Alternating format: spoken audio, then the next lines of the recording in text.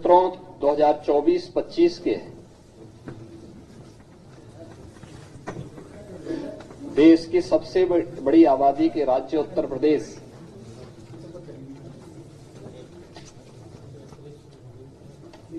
के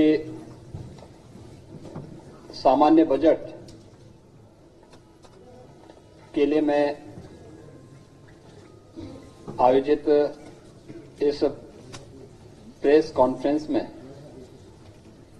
अपनी पूरी टीम की ओर से आपका हृदय से अभिनंदन करता हूं।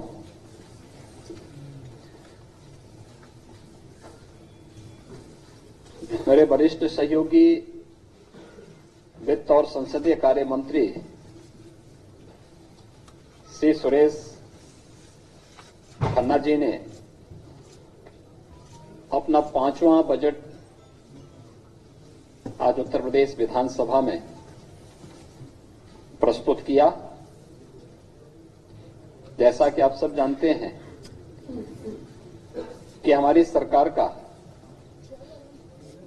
ये 7वां बजट है और 8वां बजट है। 7 बजट हम लोग से पहले प्रस्तुत कर चुके हैं और प्रत्येक ने अपने किसी एक थीम को लेकर के प्रदेश के लोक मंगल के लिए उस बजट को प्रस्तुत किया है। हमारा पहला जो बजट था वह 17-18 का, वह प्रदेश के अन्नदाता किसानों को समर्पित था। 2018-19 का बजट हम लोगों ने प्रदेश के इंफ्रास्ट्रक्चर और इंडस्ट्रियल विकास के लिए, औद्योगिक विकास के लिए हम लोगों ने समर्पित किया था। 2019-20 का हमारा प्रदेश का बजट मातृशक्ति को समर्पित करते हुए, मिशन शक्ति के अभियान को आगे बढ़ाते हुए महिला सशक्तिकरण के लिए हम लोगों ने समर्पित किया था। 2020-21 का बजट प्रदेश के युवा ऊर्जा को समर्पित था। 21-22 का बजट प्रदेश के स्वावलंबन से सशक्तिकरण के इस अभियान को समर्पित था और 22-23 को अंत्योदय से आत्मनिर्भरता का प्रदेश का बजट रहा है। वर्ष 23-24 का बजट हमारी सरकार ने त्वरित एवं सर्वसमावेशी विकास के लिए समर्पित किया। तो आज का जो बजट है, जो हमारे वित्त मंत्री जी ने प्रस्तुत किया है, वह बजट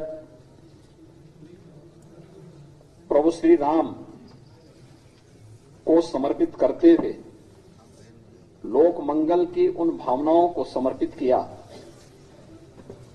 कि यही मह आदि मध्य अवसाना प्रभु प्रतिपाद्य राम भगवाना। तुलसीदास जी के इन शब्दों में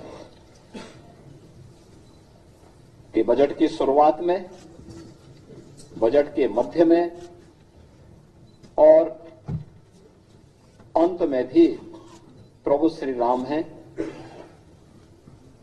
उनके विचार में, उनके संकल्प में एक एक शब्द में श्री राम हैं, क्योंकि श्री राम लोक मंगल के पर्याय हैं और यह बजट भी लोक मंगल को समर्पित करते हुए प्रदेश के समग्र और संतुलित विकास का उत्तर प्रदेश का एक आर्थिक दस्तावेज है। मैं इसके लिए वित्त मंत्री, अपर मुख्य सचिव वित्त और उनकी पूरी टीम को इस समग्र विकास और समग्र एवं संतुलित विकास की अवधारणा को सार्थक बनाने के उद्देश्य से प्रस्तुत इस बजट के लिए हृदय से बधाई देता हूं। मित्रों, हम सब जानते हैं कि आस्था, अंत्योदय और अर्थव्यवस्था को जो समर्पित हमारा आज का ये बजट है, ये अब तक का उत्तर प्रदेश का सबसे बड़ा बजट है। 7,36,437 करोड़ रुपए का बजट, यानी 7 लाख की सीमा को क्रॉस किया है। अगर आप देखेंगे 2023-24 की तुलना में बजट में 6.7% की वृद्धि इसमें की गई है। और अगर आप देखेंगे कि प्रदेश का जो बजट का आकार में जो बढ़ोतरी हुई है, यह बजट प्रदेश की अर्थव्यवस्था को विस्तार देने की डबल इंजन सरकार की जो प्रतिबद्धता है, आदरणीय प्रधानमंत्री जी का जो विजन है, उनके उस विजन को सबका साथ, सबका विश्वास, सबका विकास और सबका प्रयास, इन सब को समर्पित करते हुए डबल इंजन सरकार की प्रतिबद्धता को भी यह प्रस्तुत करता है। बजट में जो कुछ चीजें हैं जो हम सब के लिए बहुत महत्वपूर्ण और मायने रखती है, वह है कि पहली बार 2,03,782 करोड़ 38 लाख रुपए कैपिटल एक्सपेंडिचर के लिए बजट में प्रावधान किया गया है। यानी यह इस बात को प्रदर्शित करता है कि इंफ्रास्ट्रक्चर पे जब पैसा खर्च होगा तो वह रोजगार का सृजन भी करेगा और अर्थव्यवस्था को उतनी ही सुदृढ़ भी करेगा। हमारी सरकार प्रारंभ से ही इस बात पर ध्यान देती रही है कि हमें समग्र विकास की अवधारणा पर कार्य करना है। पिक एंड चूज नहीं, उस समग्र विकास की अवधारणा का ही परिणाम है कि आज उत्तर प्रदेश सरकार के बजट के दायरे को हम बढ़ाने में सफल हुए। अगर 16-17 की तुलना में प्रदेश की जीडीपी को अगर आप देखेंगे, ये लगभग 12-12.5 लाख करोड़ रुपए की थी और अब उत्तर प्रदेश की जो हम लोग 24-25 में जीडीपी की बात करेंगे, वह 25 लाख करोड़ रुपए, यानी लगभग दुगनी से अधिक वह उत्तर प्रदेश की जीडीपी को बढ़ाने में सफल होगी। इसके साथ ही प्रदेश के अंदर जिन अन्य मुद्दों पर हम लोगों ने फोकस किया, उसमें इस दौरान प्रति व्यक्ति आय को दोगुना करने में हमें सफलता प्राप्त हुई है। उत्तर प्रदेश जो देश की 2016-17 में छठी अर्थव्यवस्था थी, आज वह नंबर 2 की अर्थव्यवस्था देश की बन चुकी है। हम इसमें सफल इसलिए हुए क्योंकि हमने कर चोरी को रोका, रिफॉर्म किए, रेवेन्यू लीकेजेस को हर स्तर पर समाप्त करने के लिए जो भी उपाय हो सकते थे, सरकार ने, विभिन्न विभागों ने इसके लिए कार्य किया और आज उसका परिणाम है कि उत्तर प्रदेश एक रेवेन्यू सरप्लस प्रदेश बना है। प्रदेश में पिछले 7 वर्ष में राजस्व में हमने कई गुना वृद्धि की है, बिना कोई अतिरिक्त कर लगाए हुए, यानी कॉमन मैन को टच किए बगैर, उन्हें लोक कल्याणकारी योजनाओं के साथ जोड़ते हुए हम प्रदेश को रेवेन्यू सरप्लस स्टेट बनाने में सफल हुए हैं। और बजट की सबसे बड़ी खासियत यह है कि भारत सरकार के द्वारा, रिजर्व बैंक के द्वारा जो निर्धारित राजकोषीय घाटा FRBM की लिमिट है 3.5, हमारा यह बजट उस सीमा के अंदर 3.46% तक, या हमारा यह राजकोषीय घाटे को नियंत्रित करने और एक सफलता की उन ऊंचाइयों को प्रस्तुत करता है, जो हमारी इस बात को प्रस्तुत करता है कि सरकार का जो विजन था कि सुरक्षा, विकास और सुशासन, और बजट में है राजकोषीय अनुशासन। राजकोषीय अनुशासन के लिए भी, यानी हमने विकास भी किया है, सुरक्षा भी दी है, सुशासन के लक्ष्यों को भी प्राप्त किया है, लेकिन साथ साथ अपने बजट को राजकोषीय संतुलन को बनाए रखने के लिए, उस अनुशासन को बनाए रखने के लिए भी पूरी प्रतिबद्धता और ईमानदारी के साथ काम किया है, और वह आपको इस बजट में भी देखने को मिल रहा होगा। प्रदेश में हम लोगों ने पिछले 7 वर्ष में बेरोजगारी की दर को नियंत्रित करने में भी सफलता प्राप्त की है।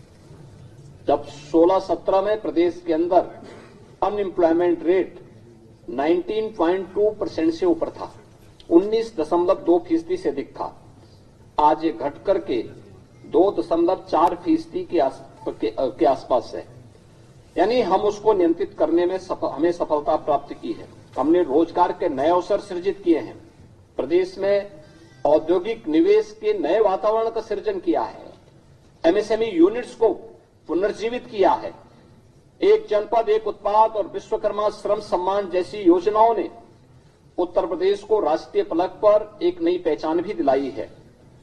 और उत्तर प्रदेश में जो बैंकों के साथ ऋण जमा अनुपात सीडी रेशो जो यूपी का था, जो 44% था, आज वह बढ़कर के 57% से अधिक हो चुका है। ये चीजें दिखाती हैं कि उत्तर प्रदेश इस दिशा में बेहतर कार्य कर रहा है। प्रदेश में गरीब कल्याण, महिला सशक्तिकरण, युवाओं के उज्जवल भविष्य और अन्नदाता किसानों की समृद्धि पर हम लोगों ने निरंतर फोकस किया है। ये सभी सेक्टर हैं जिन पर लगातार हम लोग कार्य कर रहे हैं। और इस बजट में कुछ चीजें जो बहुत महत्वपूर्ण हैं उनमें से कि 24,863 करोड़ 57 लाख रुपए की नई परियोजनाएं भी हम आज इसके साथ इस बजट के साथ जोड़ रहे हैं। युवाओं के लिए मुख्यमंत्री युवा उद्यमी विकास अभियान एक नई योजना हम प्रारंभ करने जा रहे हैं। इसमें अपने प्रदेश के युवाओं को स्वरोजगार से जोड़ने के लिए, नए सूक्ष्म उद्यमों की स्थापना के लिए, ग्रामीण और शहरी क्षेत्र में रोजगार सृजित करने के उद्देश्य से एक नई पहल की जा रही है, जिसमें ब्याज मुक्त ऋण की सुविधा उन नए उद्यमियों को प्रदेश के अंदर सरकार उपलब्ध करवाएगी।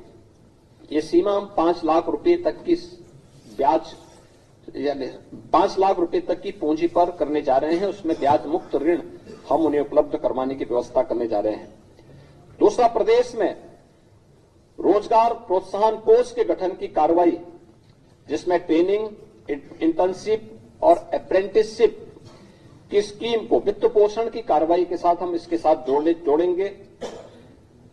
राष्ट्रीय फैशन टेक्नोलॉजी संस्थान की स्थापना यह वाराणसी में करने और 2 मेगा राजकीय आईटीआई की स्थापना और 69 आईटीआई के उन्नयन का प्रस्ताव भी हम लोगों ने इसके साथ जोड़ा है। Sports science and injury centre की स्थापना की कार्रवाई भी प्रदेश में है। वरिष्ठ नागरिक कल्याण कोष की स्थापना और आंगनबाड़ी के उन्नयन की, जो लगभग 22,000 से अधिक आंगनबाड़ी हैं और आंगनबाड़ी केंद्र, मिनी आंगनबाड़ी केंद्र हैं, उनको मुख्य आंगनबाड़ी केंद्र के रूप में अपग्रेड करने की कार्रवाई को हमने आगे बढ़ाया है। प्रदेश में बुंदेलखंड औद्योगिक विकास प्राधिकरण के गठन की कार्रवाई को युद्ध स्तर पर आगे बढ़ाने के लिए भी प्रावधान किया गया है, जो लगभग 46 वर्ष के बाद प्रदेश के अंदर पहला ऐसा नया औद्योगिक शहर बनेगा, जो कानपुर और झांसी के बीच में हम लोगों ने प्रस्तावित किया है। फॉर्चून 500 कंपनियों के लिए एफडीआई पॉलिसी के क्रियान्वयन हेतु भी हमने धनराशि की व्यवस्था की है। आगरा लखनऊ एक्सप्रेसवे को पूर्वांचल एक्सप्रेसवे के साथ जोड़ने के लिए लिंक एक्सप्रेसवे के निर्माण की कार्रवाई को भी हम लोग इस बजट में हम लोगों ने प्राथमिकता दी है। इनोवेशन एंड रिसर्च के लिए आर्टिफिशियल इंटेलिजेंस, मशीन लर्निंग और स्टेट ऑफ आर्ट टेक्नोलॉजी के प्रयोग को प्रोत्साहन देने के लिए भी हम लोगों ने यहां पर व्यवस्था दी, बजट में प्रावधान किया है। आईआईटी कानपुर में medical research and technology centre की स्थापना, 500 बेडेड सुपर स्पेशलिटी हॉस्पिटल की स्थापना की कार्रवाई को भी इस बजट में हम लोगों ने प्रदेश की जो महत्वपूर्ण चीजें हैं, जिस पर जो हमारे पास पोटेंशियल है, वो स्पिरिचुअल टूरिज्म का बहुत बड़ा स्कोप हमारे पास है। अयोध्या है, काशी है, मथुरा वृंदावन है, नैमिषारण्य है, विंध्यवासिनी धाम है, देवपाटन है, बरेली में नाथ कॉरिडोर है। इनकी थीम पर आधारित अवस्थापना विकास की कार्रवाई, प्रयागराज कुंभ के लिए अभी से प्रावधान करके उन सभी कार्यों को समयबद्ध तरीके से आगे बढ़ाने के साथ साथ कुंभ संग्रहालय की स्थापना प्रयागराज में करने और विभिन्न विकास की योजनाओं के लिए भी अभी से बजट का प्रावधान प्रयागराज कुंभ के लिए हम लोगों ने किया है। निशावत गुह्य सांस्कृतिक केंद्र श्रृंगेरपुर के लिए, इसके अलावा आजमगढ़ में हरिहरपुर में संगीत महाविद्यालय की स्थापना और महर्षि वाल्मीकि सांस्कृतिक केंद्र चित्रकूट की स्थापना के लिए भी धनराशि की व्यवस्था की है। तो अयोध्या में अंतर्राष्ट्रीय रामायण एवं वैदिक शोध केंद्र की स्थापना के लिए भी बजट का प्रावधान इस बजट में किया गया है। कृषि हमारा एक प्राथमिक सेक्टर है यूपी जैसे राज्य में, जहां की एक बड़ी आबादी कृषि पर आधारित है। इसमें अन्नदाता किसानों के लिए हम लोगों ने मुख्यमंत्री खेत सुरक्षा योजना प्रस्तावित की है। प्रदेश में राज्य कृषि विकास योजना प्रस्तावित की गई है, इसके लिए भी धनराशि की व्यवस्था की गई है।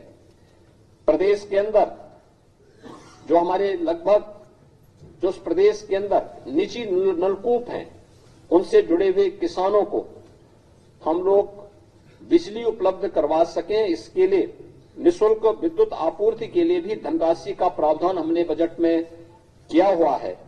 और उत्तर प्रदेश की खेती को ग्लोबल वार्मिंग से भी उनकी पैदावार में प्रभाव न्यूनतम किया जा सके, इसके लिए automatic weather station, automatic rain gauge की स्थापना के लिए भी हर ग्राम पंचायत में स्थापित करने के लिए हम लोगों ने बजट का प्रावधान किया है, जो खेती किसानी के लिए, बागवानी के लिए, किसानों के लिए अत्यंत उपयोगी साबित होगा।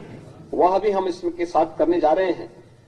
ऑर्गेनिक यानी जो natural and organic culture lab, tissue lab, agri tourism centre की स्थापना की कार्रवाई और मुख्यमंत्री लघु सिंचाई योजना के लिए भी हमने पर्याप्त धनराशि की व्यवस्था इस बजट में प्रदेश के अंदर प्रस्तुत की है। बजट मुख्य रूप से प्रधानमंत्री जी के उन संकल्पों को, जो प्रधानमंत्री जी का विजन है कि उत्तर प्रदेश देश की इकोनॉमी के ग्रोथ इंजन के रूप में अपनी भूमिका का निर्वहन करे, उत्तर प्रदेश का ये बजट उसका प्रतिनिधित्व करता है। $1 ट्रिलियन की इकोनॉमी उत्तर प्रदेश बन सके, जैसे कि मैंने आपको बताया कि पिछले 7 वर्ष में उत्तर प्रदेश की इकोनॉमी को हम दोगुना करने में सफल हुए, प्रति व्यक्ति आय को दोगुना करने में सफल हुए और आज उत्तर प्रदेश देश की सबसे बड़ी तेजी के साथ उभरती हुई अर्थव्यवस्था में से एक है। तो स्वाभाविक रूप से यह बजट उन सभी भावनाओं का प्रतिनिधित्व करता है। प्रदेश में यह वर्ष हमारे लिए बहुत महत्वपूर्ण है।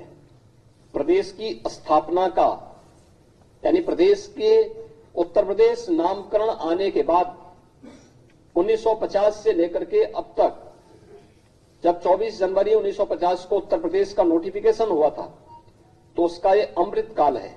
अमृत काल में उत्तर प्रदेश के उन लक्ष्यों को प्राप्त करने के समय यह बजट उत्तर प्रदेश की अर्थव्यवस्था को एक नई ऊंचाई प्रदान करने वाला होगा। $1 ट्रिलियन की इकोनॉमी को अचीव करने के प्रधानमंत्री जी के विजन को आगे बढ़ाने में मील का पत्थर साबित होगा। और बजट में ग्रीन बजट की अवधारणा को भी सार्थक करने की दिशा में बहुत महत्वपूर्ण कार्य किए गए हैं, जिसमें 17 महत्वपूर्ण विभागों को प्रदेश के अंदर अंतर्राष्ट्रीय मानकों के आधार पर ग्रीन टैगिंग की शुरुआत का भी शुभारंभ हुआ है। बजट अनुमानों में तमाम अन्य कार्यों के साथ साथ उत्तर प्रदेश को, यानी ग्रीन टैगिंग करने वाला उत्तर प्रदेश देश का संभवतः पहला राज्य होगा जो इस दिशा में अपने प्रयासों को आगे बढ़ा रहा है। प्रदेश के अंदर हमने पिछले 2 वित्तीय वर्षों में आम बजट की जो हमारी प्रस्तुति थी वह डिजिटल हो गई है। पहले की भांति बजट पुस्तकों को प्रकाशित कराने की प्रथा लगभग समाप्त है। यह भी पर्यावरण के दुष्प्रभावों को काफी हद तक कंट्रोल करता है, कम करता है। हमारा 24-25 का यह बजट पिंक बजट भी है। यह प्रदेश की मातृशक्ति को, माताओं और बहनों को, बेटियों को, उनसे संबंधित विभिन्न योजनाओं को चिन्हित करके उन पर भी फोकस किया गया, ध्यान आकर्षित किया गया है।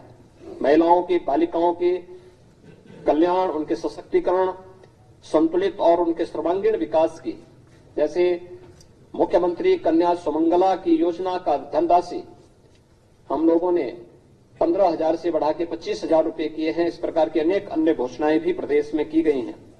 तो यह प्रदेश का जो हमारा बजट है, यह प्रदेश के उन समग्र संकल्पनाओं को पूरा करने वाला है जो आदरणीय प्रधानमंत्री जी की मंशा थी और उनका जो संकल्प है, उन संकल्पों के अनुसार मेरा कहना है कि बजट लोक मंगल का बजट है, जन कल्याण का संकल्प है, उत्सव, उद्योग और उम्मीद, और यही है नए यूपी की यही तस्वीर।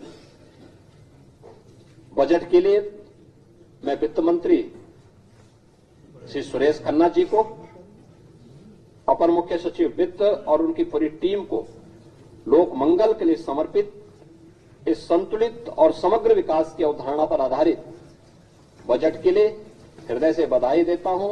उत्तर प्रदेश वासियों को भी इस बजट के लिए जो उनके समग्र और संतुलित विकास में और उत्तर प्रदेश को देश की एक बड़ी अर्थव्यवस्था के रूप में स्थापित करने में निर्णायक भूमिका का निर्वहन करेगा, इसके लिए हृदय से बधाई देते हुए अपनी शुभकामनाएं देता हूं। धन्यवाद। जय हिंद।